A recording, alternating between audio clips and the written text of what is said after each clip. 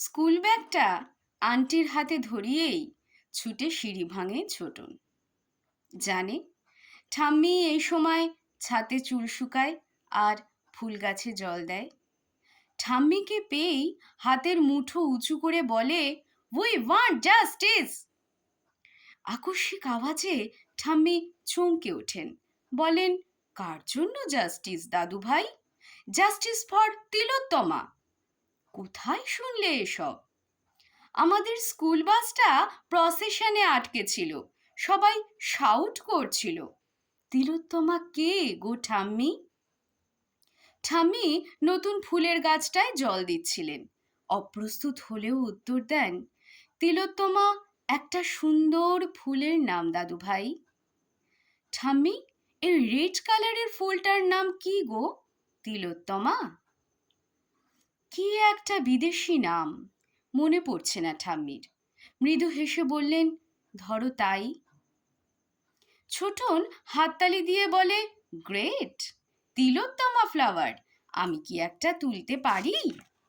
ঠাম্মি আদরে ধমক দেন, হুম, এবার আন্টির কাছে যাও, ইউনিফর্ম ছেড়ে খেতে হবে তো। ছোটন যেতে গিয়েও হঠাৎ পেছন ফেরে। ঠাম্মি, রেপ মানে কি গো? সবাই বলছিল নাকি। ঠাম্মি অস্বস্তিতে পড়েন।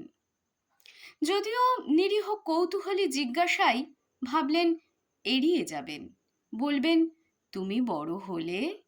কিন্তু বড় হলেই তো কিশোর অথবা যুবক হবে ছোট্ট নাতিটি। খানিকটা স্নেহমাখা গলায় বললেন, বিনা অনুমতিতে ফুল তুললে বা ছিঁড়ে ফেললে ফুলের তো খুব কষ্ট হয়, ধরো সেটাই রেপ। এখন যাও, খেয়ে নাও। ছোটন লাল ফুলটার দিকে হাত বাড়ায়, তিলোত্তমা ফ্লাওয়ার, তোমায় কি তুলতে পারি? ঠিক তখনই হালকা বাতাস বয়ে আসে। ফুলটি মাথা দোলায়, হাত গুটিয়ে নেয় ছোটন।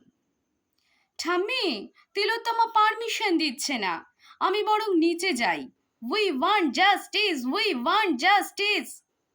সুরক্ষিত ফুল ও সংযত নাতির দিকে মুগ্ধ দৃষ্টিতে তাকিয়ে থাকেন ঠাম্মি। সারা বাড়ি জুড়ে তখন জাস্টিসের প্রতিধ্বনি। নমস্কার, শুনছিলেন সন্দীপ যাযাবর দত্তের লেখা গল্প উই ওয়ান্ট জাস্টিস। প্রযত্নে সানার গল্পের ছাপি।